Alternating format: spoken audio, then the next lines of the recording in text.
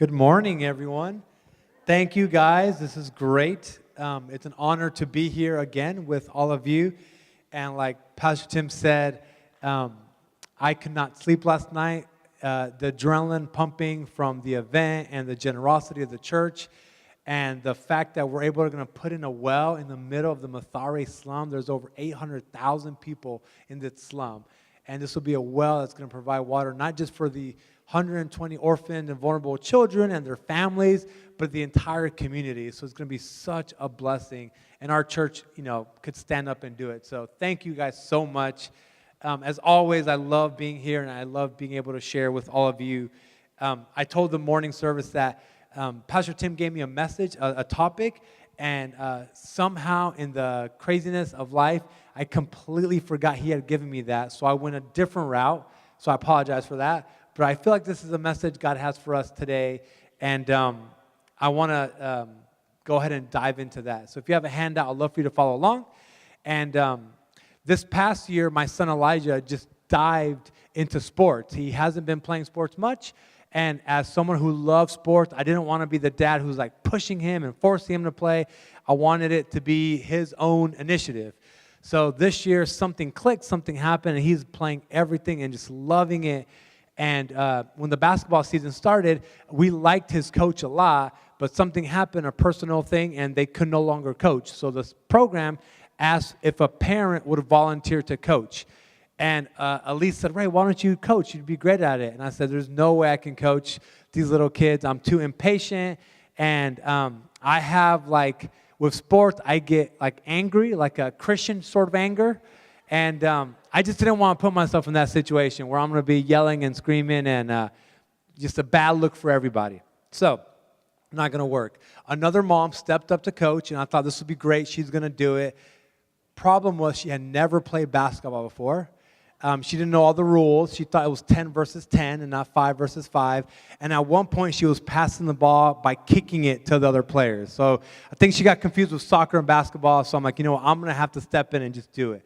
So I stepped in, and I coached my son's basketball team, and I had a blast doing it. But there were challenges along the way, and the main challenge came with this one team because he's 10 years old, but they didn't have enough players for that division, so we're playing against older divisions.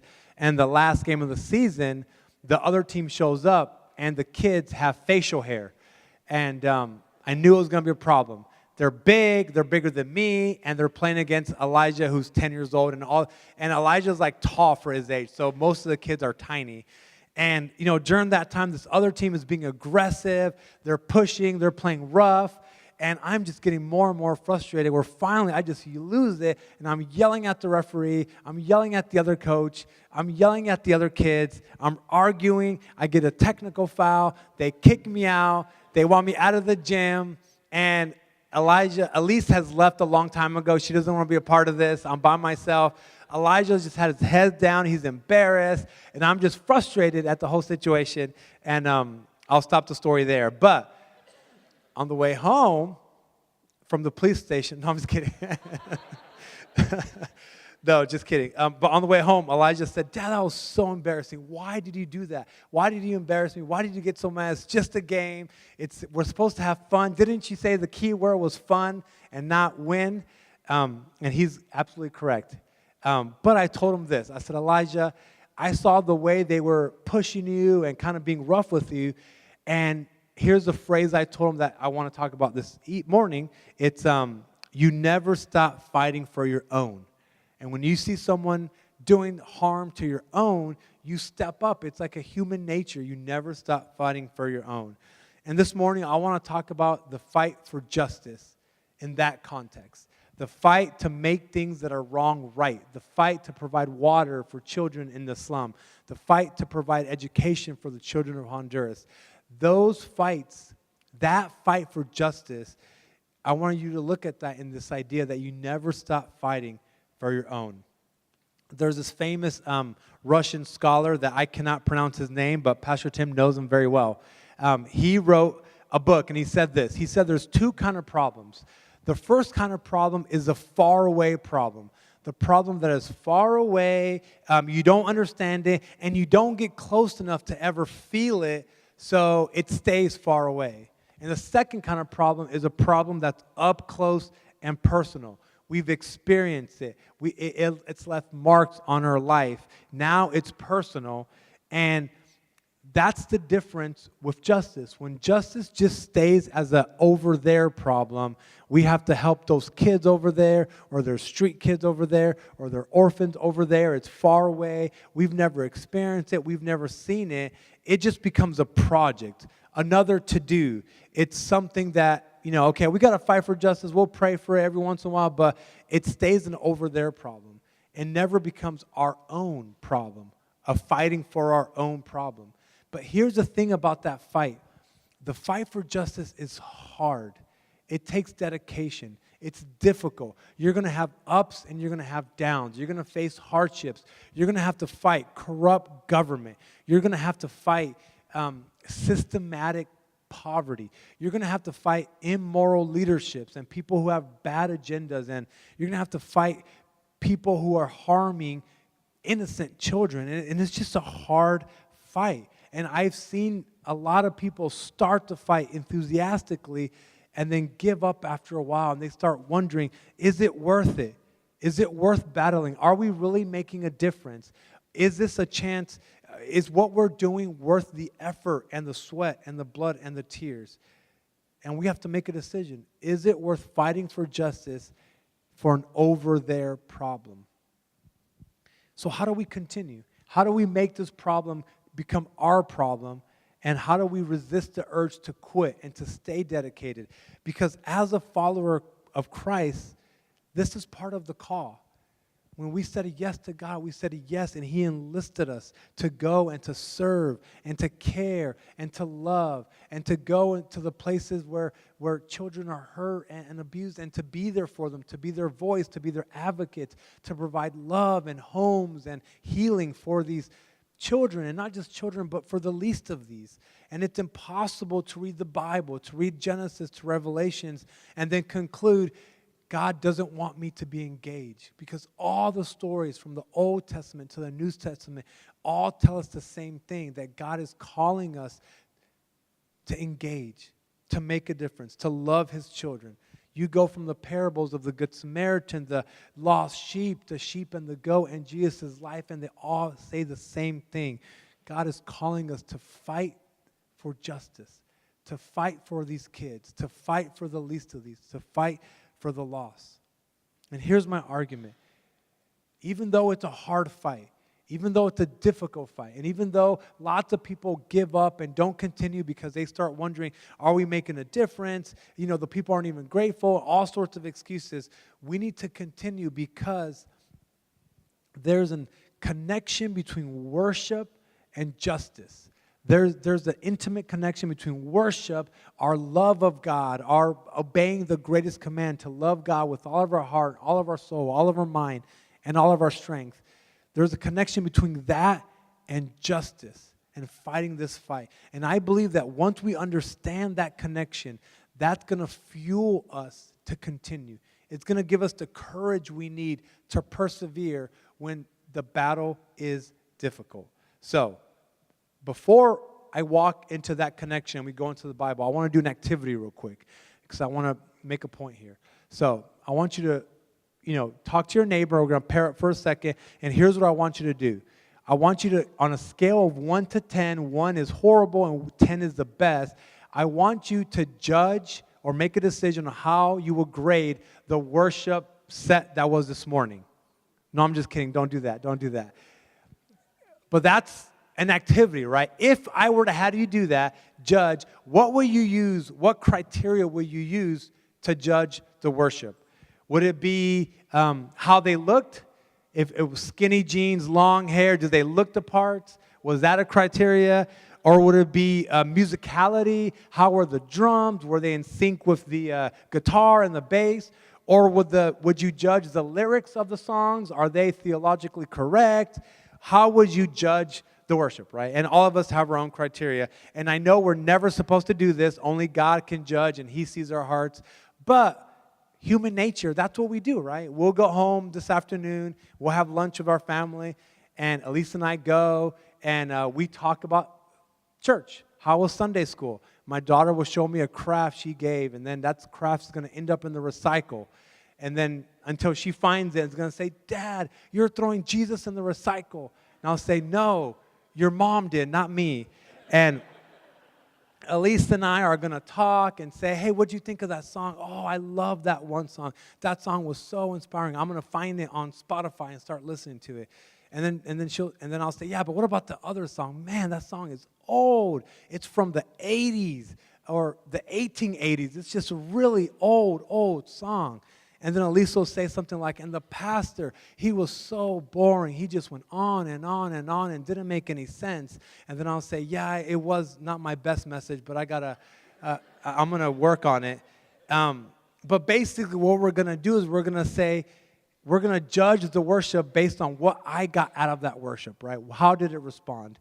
And obviously, like I said, that's not healthy, it's not good, and we shouldn't do that. But what's interesting is because God is actually looking at the worship. You know, we believe God's present. He was here. He was watching. He was attending. And he was the recipient of our worship. So how does God judge our worship? When he looks down at us, what's he looking for? What is God looking for out of us, his creation, his people who are going to worship him? And there's this passage in the Bible, in Isaiah, that I want to read. It's 7 verses. And it gives us God's criteria for worship. He's going to look at the people of Israel and their worship, and he's going to judge them based on some criteria. And I'm going to give you a warning, because when I read it, it's not going to sound like God at all. It's going to sound like someone who's really mad and angry and had a bad day. I read this today to my nephew Malachi, and he was like, is that really God? And I was like, yeah, it's really God, but it's going to make sense at the end. So if you have a Bible, this is Isaiah chapter 1, verses 10 through 17. And it's in the handout, and I think it's going to be up here in a second. So, verse 10, here's what it says. Listen to the Lord, you leaders of Sodom. Listen to the law of our God, the people of Gomorrah. So right away, it's a bad start. You never want to be associated with Sodom and Gomorrah, but it's going to go downhill from there. Here's what God says. What makes you think I want all your sacrifices, says the Lord. I'm sick of your burnt offerings of ram and fattened cattle. I get no pleasure from the blood of bulls and lambs and goats. When you come to worship me, who asked you to parade through my courts with all your ceremony? Stop bringing me your meaningless gifts. The incense of your offerings disgusts me. And as for the celebration of the new moon and Sabbath and your special days of fasting, they're all sinful and false. I want no more of your pious meetings. I hate your new moon and celebrations and annual festivals. They are a burden to me. I cannot stand them.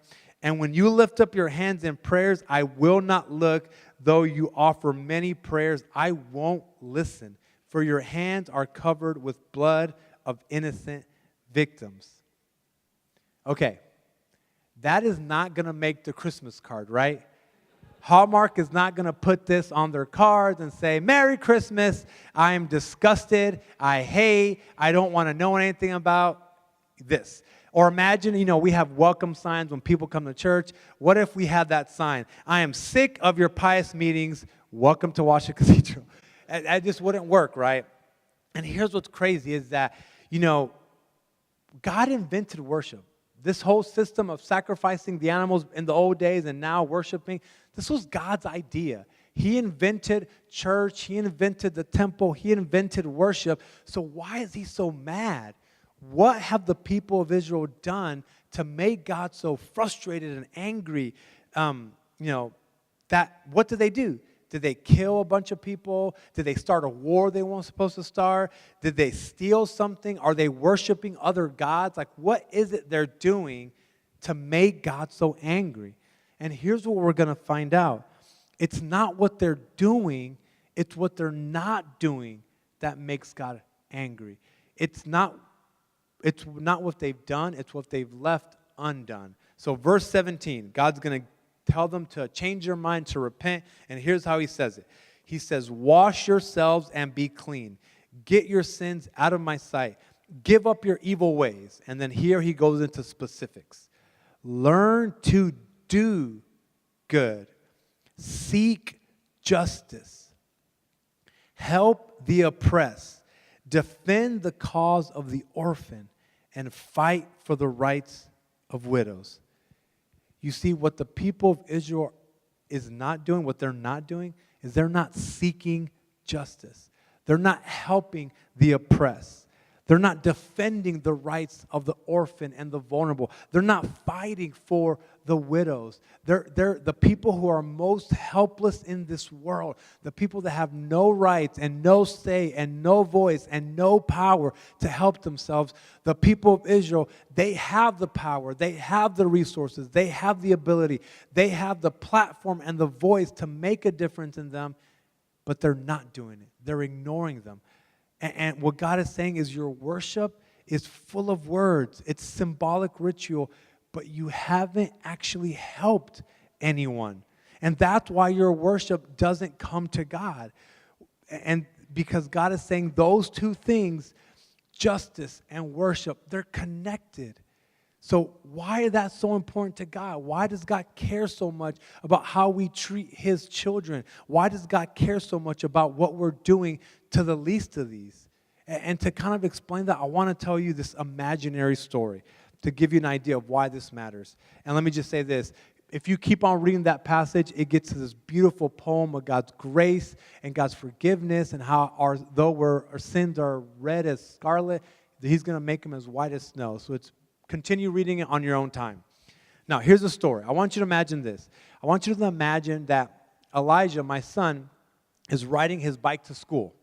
And he's riding his bike to school, and on the way to school, he passes in front of your house, okay? And it's a rainy day. We're in Seattle, and it's kind of chilly. It's cold. And right in front of your house, he hits a curve. He flips on the bike, and he crashes and just cuts himself up. He breaks an arm. He breaks a leg. He's got gashes all over his body. There's blood everywhere. The bike is like broken in half. He has a concussion, and he can barely get up. And then he happens to look up and see, oh, this house, this is a member of Washington Cathedral. And he can't walk there, so he uses his elbows to just make his way to your door. And because you're in Seattle, there's probably like a pet of some type in your house. And you have that little doggy door, and right, you know what I'm talking about? And he sticks his head in that doggy door, and he just says, help, help, somebody help me. And then you say, hey, I recognize that voice. That's Rey's son's voice. That's Elijah. And you open the door, and you see him in his state, and right away you jump into action. You pick him up. You take him to your house. You bandage his wounds. You start stitching him up, even though you're not a doctor, because you go the extra mile. You give him hot cocoa. You're just caring for him, and you're just taking care of him. And once he's in a good state, you drive him over to my house, and you say, Rey, you're not going to believe what happened. Elijah crashed. I saw him in need, and here he is. I bandaged him up. I think he has a concussion. You should probably see a real doctor at some point. So, at that point, how would I respond? If we were just like normal friends, like I'm going to wave at you, I call those Facebook friends, or I might say happy birthday on your birthday, and that's about it. All of a sudden, we're going to move up a few levels. Now, we're going to be best friends. We're going to be BFFs, best friends forever, because you took care of my son, and I would be so grateful. I would be just unbelievably thankful for you saying thank you so much, and I would just be incredibly in your debt because my son was in need, and you helped him when he needed help, right? I would be so grateful. We'd be solid for the rest of our lives. We're going to do whatever I can to thank you. Now, let's just rewind a second. Elijah is at your door. He's yelling, help, help, help. And this time, instead of helping him, you say, hey, I recognize that voice. That's Rey's son's voice, Elijah. Man, I really like that Rey. You know what I'm going to do? I'm going to write him an email right now. And you go to your computer, and you open up your email, and you say, Dear Rey, and you start writing me this incredible email, encouraging me, thanking me, telling me you appreciate the message, you like whatever, and you're thanking me, and you along the way, you say, you know what, I'm going to impress Rey. I'm going to write him a poem, too, a haiku poem, 575. And I'm just going to impress him with how smart I am. And the whole time, Elijah's in the background saying, help, help, help. So when I get that email, I would be like, wow, thank you so much. I appreciate the encouragement. Everyone likes encouragement, right? So thank you. And I'm impressed by the haiku. Very impressive. And I'd be happy until I found out that you wrote that email while Elijah was hurt, while he was yelling for help. And at that point, if we're just Facebook friends, I'm going to unfollow you now. And I'm not going to be friends with you anymore because now we're no friends. We're enemies now. Because how could you say you appreciate me or you like me and ignore my son when he's in need? How could you pretend to like me and be my friend and not help one of the people who I love most? How could you pretend he's not there? And I believe that's how God feels about his own children. And that's why worship and justice are so intimately connected. You can't say you love God and not care for the ones he loves. Because God says, I am the father to the fatherless. I am especially close to those children that are at risk, that are vulnerable, and I'm close to them. I care about them. I have compassion for them. And God is looking at those children and saying, I will fight for my own. And if you don't fight for them and you don't care for them, then your worship is worth nothing. In the Old Testament and the New Testament, it's the same message that when we make the least of these children, a priority, when we welcome them, when we love them, when we open our lives to them and provide clean water for them and give them access to health care or access to education, to give them an opportunity to achieve their dreams, what we're doing at that time when we're fighting for justice is we're loving his creation. We're loving his children and we're worshiping God at the same time. We're telling God, these problems are not over their problems, they're my problems. And I'm going to make them my own, and I'm going to fight for my own. So is the battle hard? Is justice hard to fight for? Yes. Is it difficult? Is it challenging? Yes. But it's worth the fight. Because when God looks down at us, and he looks in Kenya and Honduras, and here on the east side, God doesn't see inadequate labels. He doesn't see orphan or vulnerable or refugee or poor or wealthy. He sees my own. He looks at you and he sees people he loves. He doesn't see sinners and saints or good and bad. He sees my sheep, my people I love. They're worthy of care and compassion. In fact, God loved us so much, he sent his son to live the life we should have lived and to die the death we should have died, just so he can adopt us into his family. Because God looks at us, at our worst, in our worst states, in our worst conditions, the parts we desperately try to hide from people. And when he looks at us, he says, you're mine. You're my own. You're my boy. You're my girl. And I will never give up on you. And that is some of our stories, some of our testimony is that God never gave up on us. He fought for us and fought tooth and nail every day, fighting, coming after us, chasing, pursuing us until he got a hold of us and adopted us into his family. Because God doesn't give up on his own. He fights for his own, and he's inviting us to fight with him. So how do we do that? How do we make these children our own? And I think is we allow their stories to draw us in. And let me just tell you this. I was in Honduras in March, and when I was in March, I met with a young man, young boy, teenager, who I've known for a long time, since he was in kindergarten. And I know his story, and I know that his parents, his dad specifically, is abusive to him. And I know the mom knows about it, but allows it to happen. And I know that he had worked so hard in school, that he was there studying, working, putting in the effort. And even though he tried to do that in the morning, in the afternoon, he would still have to go work. And then I know that even though he graduated, he faced the dangerous situations where gangs were threatening his life and threatening the life of his family. And he had a choice. Do I stay here and keep on studying and risk my life? or do I escape? So he made a decision to just leave illegally to the United States. So he found a coyote and he worked, saved up all his money to give money to the coyote so he can get here illegally. And when he was on the path here, when he made it to Mexico, the coyote then tied him up in the group up and blindfolded him and kidnapped him. And they said, we want more money. We want all your money, and we need to talk to your family. And if they don't pay us this amount of money, we're going to kill you. So for 2 weeks, they held him hostage while they were trying to get more money, extort more money out of their family. But his family's poor, and they're impoverished, and how are they ever going to afford thousands of dollars? So they could not pay. So then they took him and the group out, and he thought it was going to be his execution because he heard guns and gunshots, so he just ran for it. It tried to escape, and he ran towards the sound of water, and he made it to the water, and he's tied up with his hands behind his back, and he's blindfolded, but through effort and through grit, he survives the water, and he's on the other side of the border in the United States. And for 3 days, he has no water and no food until police officers find him. And they take him to a hospital where he's on the point of death, and they keep him there for a month while they nourish him back to life. He's on IVs and trying to get hydrated and to get food. And after a month, he's sent to a detention center. And after being in that detention center for several months, he's shipped back to Honduras. And then I'm sitting down and having dinner with him.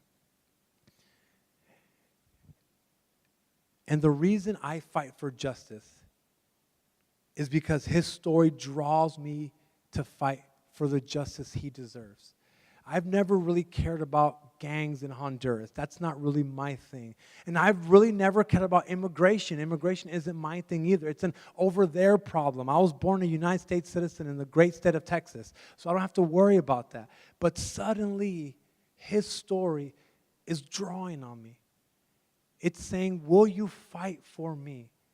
And I think that's why we fight, because their stories deserve justice. He deserves to he deserves a chance to be protected, to live in a home where he's not going to be abused. He doesn't have to worry, is my dad going to come home and beat me tonight, or is this going to be a safe night? He doesn't deserve that kind of life. He doesn't deserve to have to make a decision between education or survival. He deserves justice. He deserves to be able to have an education and to work and make his own life. He doesn't have to escape for his life and seek asylum as a refugee. So because of that, we fight. We fight for the kids in Kenya who are making the choice between water and education. And that's why we raise money and we worked hard and we put on an auction. And the team worked thousands of hours to put that on because those kids deserve justice. And that's why we fight for the kids in Honduras, because they deserve an access to education. They deserve fairness and equality. They deserve safety. And all those children deserve to know that someone loves them, that they're cared for, that they're not an accident. And that's why we fight. We fight and we relentlessly pursue justice, because these children, they're not a hobby. They're not a project. They're not just a badge or a song we sing. That idea of justice becomes part of our very being, because we know we never stop fighting for our own. One of the best ways to make these children your own is to learn their stories. And one of the vehicles you can do to learn their stories is through sponsorship. So I want to close with a video I want to show you here, and they're going to line it up here in a second.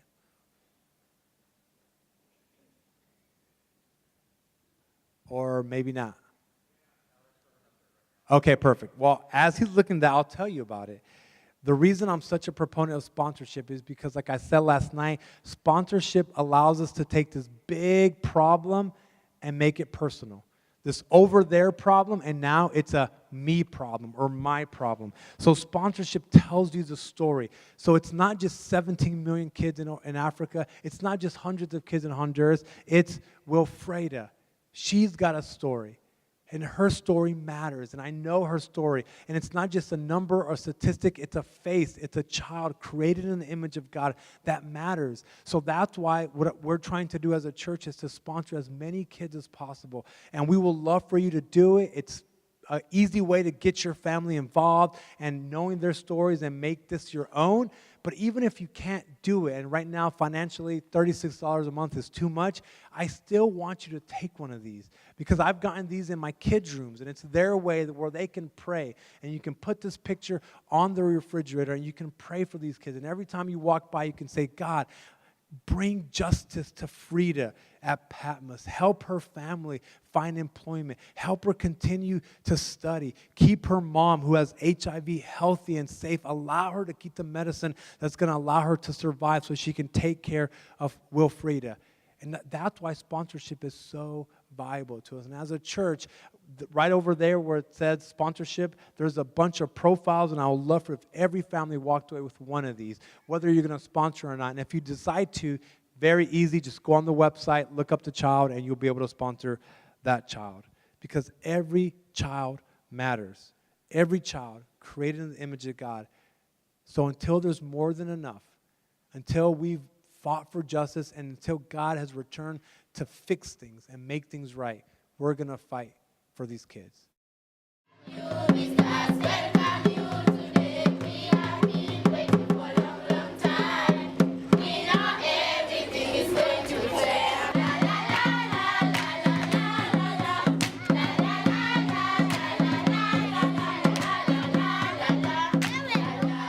On the ragged edge of Nairobi, Kenya, stands Mathare Slum.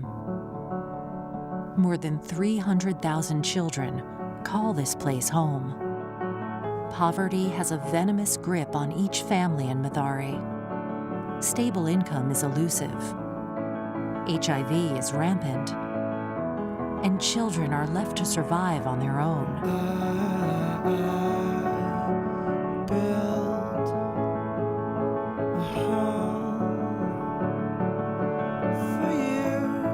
But in the center of the slum, hope is shining.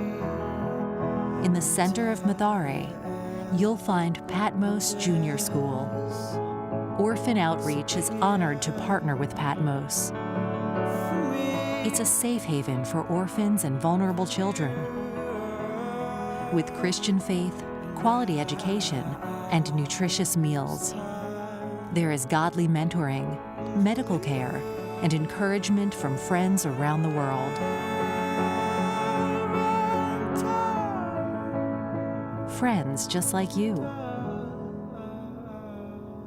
Join us as a partner at Patmos and let hope shine even brighter.